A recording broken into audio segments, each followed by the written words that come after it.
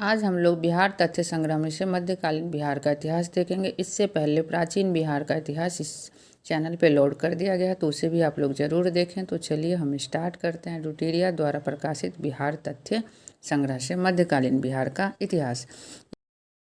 यह एडुटीरिया प्रकाशन का पुस्तक है जिसका नाम है बिहार तथ्य संग्रह, जो बिहार में होने वाली सभी परीक्षाओं के लिए अति उपयोगी है, क्योंकि इसमें बिहार तथ्य संग्रह के अंतर्गत बिहार का इतिहास, भूगोल, राज्य व्यवस्था सभी को कवर किया गया। और बिहार से जुड़े जितने भी प्रतियोगी परीक्षाएं होते हैं उसमें बिहार से जुड़े प्रश्न अवश्य पूछे जाते हैं, इसलिए बिहार के सभी प्रतियोगी परीक्षाओं के लिए उपयोगी। इस चैनल पर एक एक करके सभी टॉपिक को कवर किया जाएगा। इससे पहले प्राचीन इतिहास कवर कर दिया गया है और आज हम लोग मध्यकालीन इतिहास को देखेंगे। तो चलिए हम लोग स्टार्ट करते हैं। बिहार में विषय सूची के अंतर्गत 2 से मध्यकालीन बिहार, बिहार का मध्यकालीन बिहार। तो मध्यकालीन बिहार के इतिहास को विभिन्न वर्गों में बांट के इस पुस्तक में समझाया गया है, जिससे हमारी समझ और हमारे प्रश्न अच्छे से परीक्षाओं में सॉल्व हो जाएं। तो हम उन सारे टॉपिक के अंतर्गत इसे समझने का प्रयास करते हैं। मध्यकालीन बिहार में सर्वप्रथम तुर्क शासन में बिहार की क्या स्थिति थी, कैसे थी, उसे पढ़ना है। फिर स्थानीय वंश, कर्नाट वंश के द्वारा, पुनः फिर सिख धर्म को देखना, फिर सल्तनत काल में बिहार को, फिर अफगान शासन में बिहार शेरशाह सूरी के समय में क्या था और मुगल काल में बिहार की क्या स्थिति थी। तो चलिए हम स्टार्ट करते हैं। तुर्क शासन में बिहार। तुर्क शासक जो था बख्तियार खिलजी था। बख्तियार खिलजी कौन सा शासक था? तो तुर्क शासक। बिहार में तुर्क सत्ता की स्थापना का वास्तविक श्रेय बख्तियार खिलजी को जाता है। बख्तियार खिलजी जो है कुतुबुद्दीन ऐबक का दास था, जिन्होंने गुलाम वंश की स्थापना की थी। बख्तियार खिलजी के आक्रमण के समय बिहार में छोटे छोटे शासकों का शासन था। उत्तर बिहार में कर्नाट वंश का शासन था। जिस समय बख्तियार खिलजी आक्रमण किया था उस समय उत्तर बिहार में कर्नाट वंश का शासन था। इसकी पहली महत्वपूर्ण सफलता ओदंतपुरी बिहार, जो बिहार शरीफ कहला किस में है, उसकी विजय थी 1198 ईस्वी में। पहली सफलता कौन सी थी? 1198 ईस्वी में। इन्होंने ओदंतपुरी के साथ नालंदा एवं विक्रमशिला विश्वविद्यालय को भी नष्ट कर दिया। इन विश्वविद्यालयों में इसने आग लगवा दिया। बहुत बार यह प्रश्न पूछा गया है कि ओदंतपुरी विश्वविद्यालय सबको किसने नष्ट किया? तो बख्तियार खिलजी ने। नदिया बंगाल पर इसने 1203-4 ईस्वी में चढ़ाई की, जो सेन वंश की राजधानी थी। नदिया किसकी राजधानी थी? तो सेन वंश की। और सेन वंश का शासक उस समय कौन था? तो लक्ष्मण सेन। लक्ष्मण सेन बिना लड़े ही डरकर भाग गया, जिसके कारण बख्तियार खिलजी ने इस क्षेत्र पर अधिकार कर लखनौती को अपनी राजधानी बनाई। बख्तियार खिलजी की राजधानी लखनौती। बख्तियार खिलजी की हत्या उसके एक अधिकारी अलीमर्दन ने कर दी और उसके शव को बिहार शरीफ के इमादपुर में दफनाया गया। अगर पूछा जाए कि किसने बख्तियार खिलजी की हत्या की, तो अलीमर्दन ने। और उसे कहाँ दफनाया गया? तो इमादपुर में। अब हम लोग मध्यकालीन बिहार में स्थानीय वंश कर्नाट वंश से जुड़े हुए तथ्यों को देखते हैं। मिथिला के कर्नाट वंश। कर्नाट वंश कहाँ थे? तो मिथिला में। पाल वंश के पतन के दौर में तिरहुत मिथिला क्षेत्र में कर्नाट वंश का उदय हुआ। तिरहुत मिथिला का क्षेत्र हम लोग प्राचीन बिहार में पढ़े हैं कि पाल वंश का शासक था। वहाँ पे कर्नाट वंश का शासन उनके बाद हुआ, जिसके संस्थापक नान्यदेव थे और जिनकी राजधानी सिमरावगढ़ थी, जो वर्तमान में नेपाल में है। बख्तियार खिलजी के बिहार अभियान के समय कर्नाट शासक नरसिंह देव ने उसे नजराना भेंट देकर सहयोग किया था। बिहार अभियान के समय किस कर्नाट शासक ने उनकी मदद की? तो नरसिंह देव ने, क्योंकि कर्नाट वंश का सेन वंश से संघर्ष चलता रहता था। कर्नाट वंश पर तुर्क सेनापति तुगरिल तुगन के अभियान की चर्चा तिब्बती धर्मा स्वामिनी ने की है। तिब्बत के जो धर्मा स्वामी थे उसने इस अभियान की चर्चा की है। किस अभियान की? तो तुगरिल तुगल की। सामान्यतः दिल्ली के सुल्तान के साथ कर्नाट वंश का संबंध नजराना एवं भेंट का था, परंतु गियासुद्दीन तुगलक जो थे अपने बंगाल अभियान 1324-25 के क्रम में कर्नाट क्षेत्र पर विजय प्राप्त कर ली। तो कर्नाट क्षेत्र पर किसने विजय प्राप्त किए? तो गियासुद्दीन तुगलक ने। कब? तो बंगाल अभियान के समय 1324-25 के समय। गियासुद्दीन के अभियान के समय कर्नाट वंश का शासक हरि सिंह देव था, और हरि सिंह देव जो है 1279 से 1335 ईस्वी तक समाज सुधारक भी था। मतलब हरि सिंह देव का शासन काल है 1279 से 1335 ईस्वी। हरि सिंह इस वंश का अंतिम शासक था। किस वंश का? तो कर्नाट वंश का। उसके समय पंजी प्रबंध का विकास हुआ था। पंजी प्रबंध का विकास किसके समय हुआ था? तो हरि सिंह के समय। अब हम लोग देखते हैं सल्तनत काल में बिहार। दिल्ली के सुल्तान एवं बंगाल शासकों के बीच निरंतर होने वाले संघर्ष में बिहार लंबे समय तक युद्ध का अखाड़ा बना रहा। इल्तुतमिश जो है दिल्ली सल्तनत का प्रथम सुल्तान था जिसने बिहार पर अभियान किया। अगर यह प्रश्न पूछा जाए कि दिल्ली सल्तनत का वह कौन सा सुल्तान था जो बिहार पर अभियान किया, तो इल्तुतमिश यह प्रथम सुल्तान था। इसने 1225 ईस्वी में बंगाल एवं बिहार पर अधिकार किया, परंतु यह अधिकार उसके उत्तराधिकारी के समय खत्म हो गया। इल्तुतमिश ने बंगाल एवं बिहार पर अधिकार किया, परंतु उसके उत्तराधिकारी के समय यह जो है ख़त्म हो गया। तुगलक काल में बिहार पर सुल्तानों का वास्तविक नियंत्रण हुआ और 1324 से 25 में गियासुद्दीन तुगलक ने कर्नाट क्षेत्र पर विजय प्राप्त की। फिरोज शाह तुगलक भी अपने बंगाल अभियान 1359 के समय बिहार आया था। पटना और गया से उसके अभिलेख प्राप्त हुए हैं। राजगीर के जैन मंदिर के अभिलेखों में उसके द्वारा अनुदान देने के प्रमाण मिले हैं। तो जैन मंदिर में किसने अनुदान दिए थे? तो फिरोज शाह तुगलक ने, इसका प्रमाण भी मिला है। तुगलक काल में बिहार की राजधानी बिहार शरीफ थी। तो बिहार शरीफ किस काल में थी? तुगलक काल में। उस काल में बिहार शरीफ का नगर बौद्ध धर्म का प्रमुख केंद्र था। तुगलक काल में बिहार के प्रशासकों में सबसे महत्वपूर्ण नाम अगर है तो वह है मलिक इब्राहिम का, जो मलिक बयां कहलाते थे। मलिक इब्राहिम का ही दूसरा नाम मलिक बयां था। इनका मकबरा कहाँ है? तो बिहार शरीफ में पहाड़ी पर स्थित है। 13वीं शताब्दी के मध्य में मिनहाज की रचना तबकाते नासरी। तो तबकाते नासरी किसकी रचना है? तो मिनहाज की, मतलब लेखक मिनहाज हैं जिसमें बिहार नाम का उल्लेख मिलता है। अब हम लोग अफगान शासन के दौरान बिहार को देखते हैं। सिकंदर लोदी ने 1495 से 96 ईस्वी में दरिया खान नूहानी को बिहार में प्रशासक या राज्यपाल नियुक्त किया। तो दरिया खान नूहानी को किसने प्रशासक नियुक्त किया? सिकंदर लोदी ने। इब्राहिम लोदी की मृत्यु के बाद दरिया खान नूहानी का पुत्र बहार खान नूहानी ने स्वतंत्र सत्ता की घोषणा कर दी। दूसरी ओर अफगान शासक जो था महमूद लोदी बाबर से बचने के लिए बिहार आ गया। बाबर ने 1529 ईस्वी में, कब? तो 1529 ईस्वी में बाबर ने घाघरा के युद्ध में बिहार के इन अफगानों को पराजित कर दिया। तो पूछा जाए कि घाघरा का युद्ध कब हुआ था? तो 1529 ईस्वी में बाबर और अफगानों के बीच। घाघरा युद्ध के बाद बिहार में शेरशाह के नेतृत्व में पुनः अफगानों का उदय हुआ। अब हम लोग शेरशाह सूरी के बारे में देखते हैं। शेरशाह सूरी का जन्म जो है 1486 ईस्वी में हुआ, जिसके पिता का नाम हसन का था और वो सासाराम के जागीरदार थे।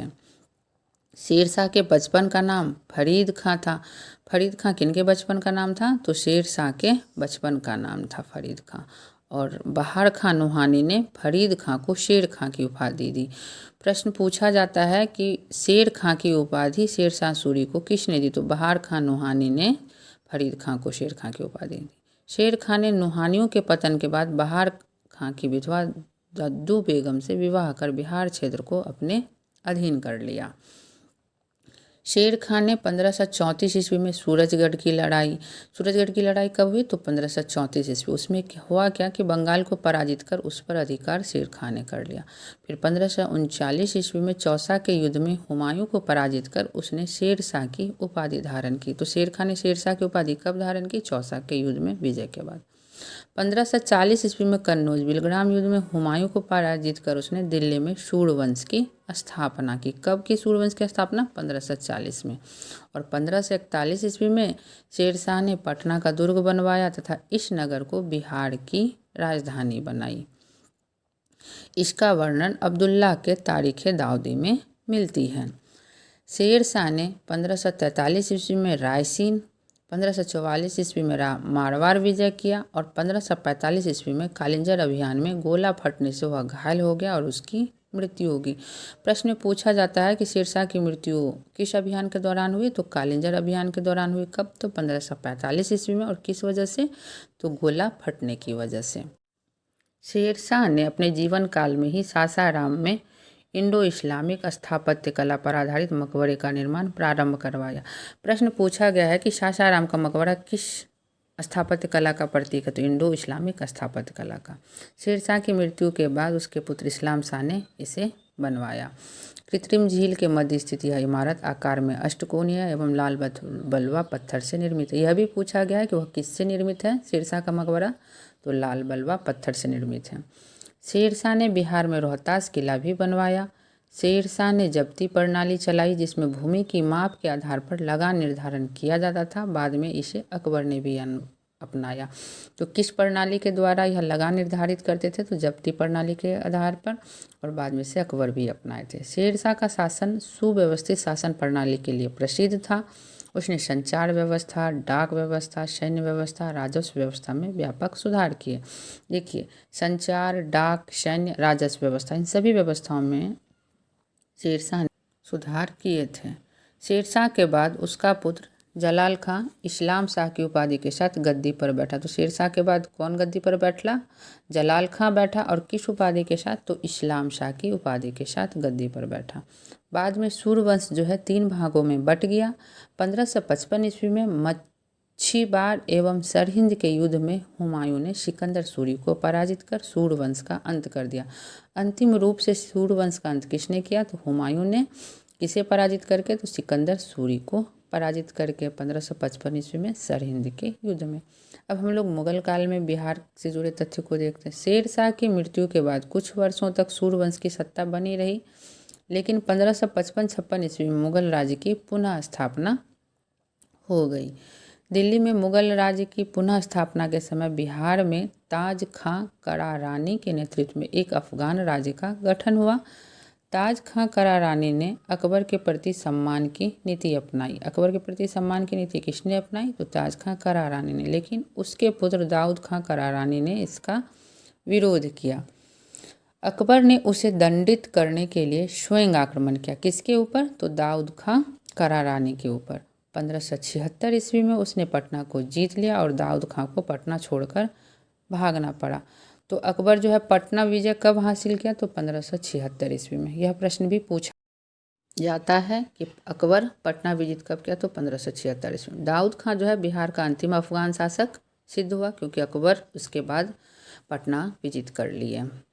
1580 ईस्वी में बिहार को मुगलों द्वारा एक सूबा और प्रांत का दर्जा दिया गया। कब? तो 1580 ईस्वी में। किसके द्वारा? मुगलों के द्वारा। अकबर द्वारा मुनीम खां को बिहार का गवर्नर बनाया गया। तो बिहार का गवर्नर अकबर ने किसे बनाया? मुनीम खां को। अकबर के समय राजा मान सिंह को बिहार का प्रांतपति 1587 ईस्वी से 1594 ईस्वी तक वह जो है प्रांतपति बने थे राजा मान सिंह बिहार के, बनाया गया। मान सिंह के समय मुगल साम्राज्य बिहार में काफ़ी मजबूत हो गया था। मानसिंह के समय रोहतास को बिहार की राजधानी बनाई गई। तो मानसिंह के समय बिहार की राजधानी कहाँ थी? रोहतास। जहांगीर के समय छोटा नागपुर के क्षेत्र पर मुगलों का अधिकार स्थापित हुआ। इस क्षेत्र से मुगलों को हीरा और सोना प्राप्त होता था। कहाँ से? तो छोटा नागपुर के क्षेत्र से जहांगीर के समय मुगलों को हीरा और सोना प्राप्त होता था। जहांगीर ने 1621 ईस्वी में राजकुमार परवेज को बिहार का प्रांतपति बनाया। तो 1621 ईस्वी में बिहार के प्रांतपति कौन बने? तो राजकुमार परवेज बने। किसने बनाया? तो जहांगीर ने। जिसके बाद यह पद केवल राजकुमारों को ही दिया जाने लगा। औरंगजेब ने अपने प्रिय पौत्र राजकुमार अजीम को 1702 ईस्वी में बिहार का प्रांतपति या सूबेदार नियुक्त किया। जहांगीर के समय से ही हम लोग देख रहे हैं कि बिहार का प्रांतपति जो है अब राजकुमारों को ही बनाया जाने लगा। और अजीम ने पटना का नाम अजीमाबाद कर उसका सौंदर्यीकरण कराया। तो बिहार का में जो है पटना का एक अन्य नाम अजीमाबाद भी है। उत्तर मुगल काल के शासक फर्रुखसियार ने 1713 ईस्वी में पटना में अपना औपचारिक राज्याभिषेक कराया और वह पहला मुगल सम्राट था जिसका राज्याभिषेक बिहार में हुआ। कौन थे पहले मुगल सम्राट जिनका राज्याभिषेक पटना में हुआ? तो फर्रुखसियार। शाह आलम द्वितीय का भी विधिवत राज्याभिषेक 1761 ईस्वी में पटना में हुआ था। औरंगजेब की मृत्यु जो है आपको 1707 ईस्वी के बाद कमज़ोर होती सत्ता में बिहार बंगाल का भाग बन गया। जब औरंगजेब की मृत्यु हो गई तो बिहार जो है बंगाल का भाग बन गया। मुर्शीद कुली खां 1727 ईस्वी तक बिहार, बंगाल, उड़ीसा का सूबेदार रहा। उसके बाद सरफराज खां जो है यहाँ का नवाब बना। अलीवर्दी खां ने गिरिया का युद्ध कब हुआ था? 1740 ईस्वी में सरफराज खां को पराजित किया और बंगाल का नवाब बन गया। तो गिरिया का युद्ध कब हुआ? 1740 ईस्वी में। किसके बीच? तो अलीवर्दी खां और सरफराज खां के बीच। उसने मुगल सम्राट को 2 करोड़ रुपये देकर अपने पद को अस्थायी बना दिया और 1756 ईस्वी में अलीवर्दी खां की मृत्यु तक बिहार, बंगाल एवं उड़ीसा क्षेत्र पर उसका प्रत्यक्ष नियंत्रण रहा। किसका? तो सरफराज खां का। अलीवर्दी खां की मृत्यु तक प्रत्यक्ष नियंत्रण रहा। अब हम लोग सिख धर्म से जुड़े हुए फैक्ट को देख लेते हैं। सिख धर्म और बिहार। सिख धर्म के संस्थापक गुरु नानक देव थे और उन्होंने बिहार में गया, राजगीर, पटना, मुंगेर, भागलपुर आदि की यात्रा की। कहाँ की? तो गया, राजगीर, पटना, मुंगेर, भागलपुर आदि की यात्रा की। सिख धर्म के 9वें गुरु जो थे श्री तेग बहादुर भी सासाराम, गया होते हुए पटना आए थे। यहाँ वे अपनी पत्नी गुजरी देवी को छोड़ गए थे जो मां बनने वाली थी, जिसकी वजह से पटना में गुरु गोविंद सिंह का जन्म हुआ। तो किनका जन्म हुआ पटना में? गुरु गोविंद सिंह का जन्म। और ये किस गुरु के पुत्र थे? तो गुरु श्री तेग बहादुर के। तो सिख धर्म के 10वें एवं अंतिम गुरु गोविंद सिंह का जन्म कहाँ हुआ? पटना में 26 दिसंबर 1666 ईस्वी को हुआ। गुरु गोविंद सिंह जो है 1676 ईस्वी में 10वें गुरु बने तथा 1699 ईस्वी में इन्होंने खालसा पंथ की स्थापना की। कई बार पूछा गया कि खालसा पंथ की स्थापना किसने की? तो गुरु गोविंद सिंह ने। तख्त श्री हरिमंदिर पटना साहिब सिख धर्म का प्रमुख तीर्थ स्थल है, जिसका निर्माण महाराजा रणजीत सिंह ने करवाया। तो तख्त श्री हरिमंदिर पटना साहिब का निर्माण किसने करवाया? तो महाराजा रणजीत सिंह ने। इसी के साथ मध्यकालीन बिहार का इतिहास खत्म होता है और अगले वीडियो में हम लोग बिहार का आधुनिक इतिहास देखेंगे। अगर वीडियो पसंद आए तो इसे लाइक और शेयर कीजिए। Thanks for watching.